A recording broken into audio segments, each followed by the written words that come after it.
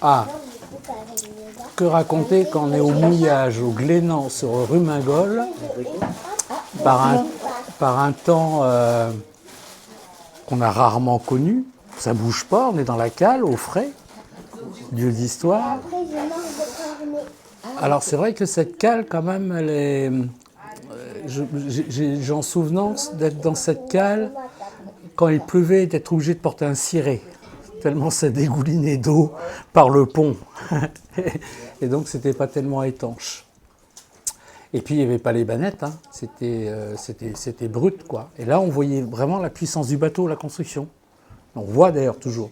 C'est pour ça qu'on a gardé la cale dans cet esprit, que les gens qui viennent dans la cale voient la qualité du travail qui a été fait et cette robustesse.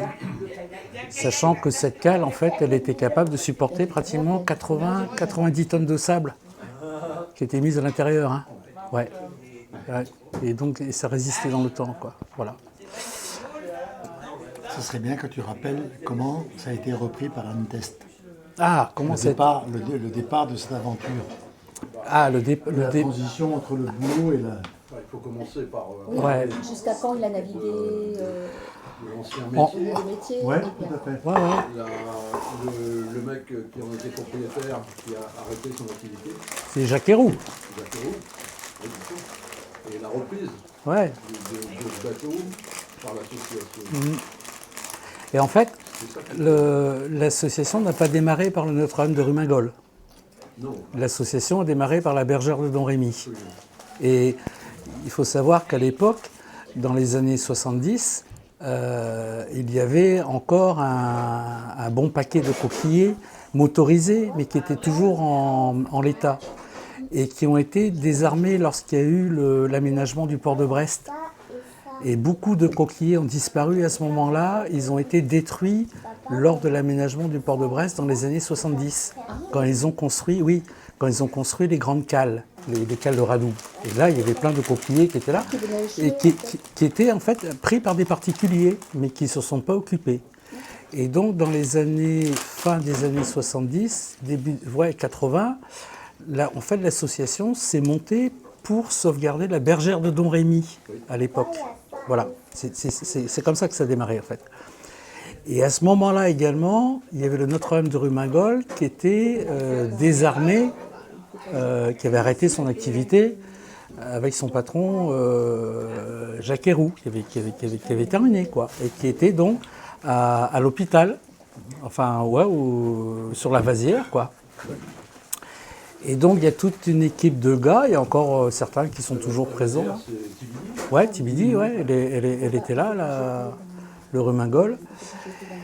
Et donc il y a eu un lien entre la bergère et le Rumingol, et les gars se sont dit, ben, aussi le Rumingol a l'intérêt à sauvegarder.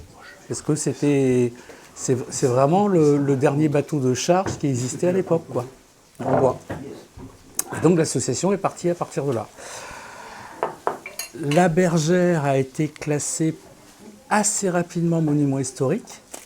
C'était, je crois, le 5e ou 6e bateau qui a été classé monument historique en France.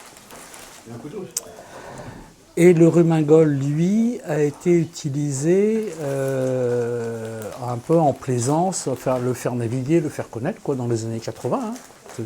C'était ça. Donc avec Jean Touraine, qui était un ancien patron de coquiliers, et puis qui avait les capacités en fait pour faire naviguer le Rumingol au niveau des affaires maritimes. Quoi, c'était ça en fait.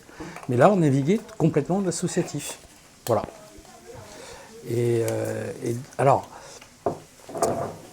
au départ, on a navigué complètement en associatif.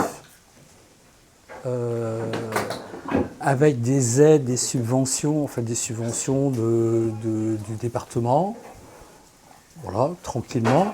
Mais comme on n'avait pas beaucoup de frais sur les bateaux, puisqu'on ne payait pas l'équipage, on pouvait le faire, quoi. Donc voilà comment ça s'est passé au départ. Et puis... Qui a eu l'idée de créer l'association ? Alors, c'est les fondateurs d'origine. Il y a, je pense à M. Kérésit, il y a eu Jean Pierre Larreur également, François Gorgé. François Gorgé. Ils étaient combien? Ils étaient 5 ou 6. Jean Kermesse, Alors, non. En fait, ce qui s'est passé, c'est qu'au départ, l'association s'est montée. Le premier président, c'était le député maire de Châteaulin. Ouais. Au départ, l'association était basée à Châteaulin. Et c'est le député maire de Châteaulin qui était le premier président. Sauf qu'il est décédé assez rapidement. Et donc, c'est Jean Kermesse, le maire de l'hôpital Canfroute, qui est devenu président de l'association. Et là, dans ce cas-là, les bateaux étaient rapatriés sur l'hôpital Canfroute. Donc, on est parti pour cette aventure, mais c'était vraiment, on était vraiment en mode complètement associatif, copain. On fait ce qu'on veut, on va où on veut. Pas de normes, pas de règlements. toutes les fêtes. Alors, évidemment, à l'origine, tout le mouvement du patrimoine maritime donc, qui commençait plus ou moins à émerger, bien évidemment, on a participé à ça, tout de suite, d'entrée de jeu.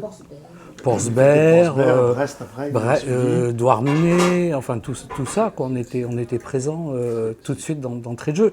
Mais d'une manière purement plaisir de naviguer, sympa. Hein? Bien, c'est bien. C'est ça, hein. Il y a aucun...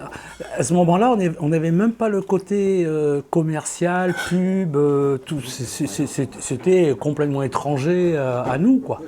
Alors c'est vrai qu'on a commencé au départ une navigation qui était une navigation copain, quoi. Et puis chacun mouillant son maillot pour le bateau.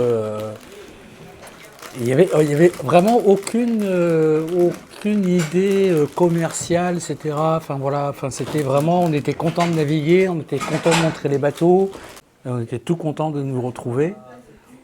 Et puis en fait, on se rendait compte à une époque, par exemple, je pense la Bergère, on se rendait compte qu'on naviguait par exemple sur un bateau d'exception.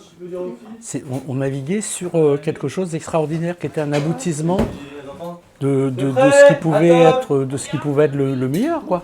Hein, la Bergère, c'est Convivialité. ouais, et puis un bateau performant.